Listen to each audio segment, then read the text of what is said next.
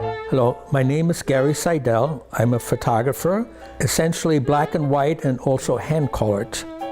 I've been around the world. I was born in Germany. Berlin is my hometown.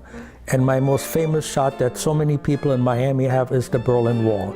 I was born during the war in Berlin, and I saw a lot of things, and I always wanted to travel. I didn't want to sit in an office, and I studied photography to some degree in New York City in the 60s.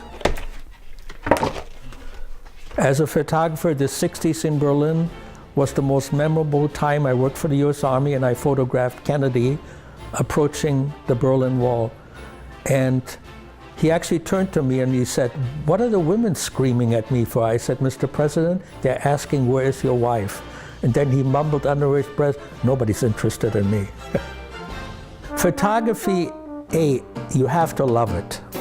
It's a difficult business, but and also video has changed a lot.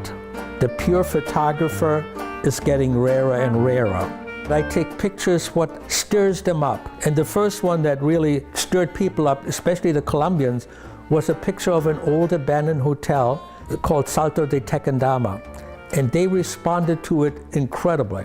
But Colombia was just such an incredible place at that time. I'm traditional, and I do take some other interesting stuff, such as prisons. I went to Auschwitz several times, and people are still very interested.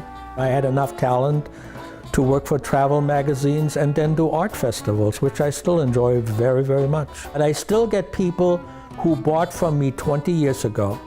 I'd say hello or buy a small piece and said, "It's always a pleasure to see you."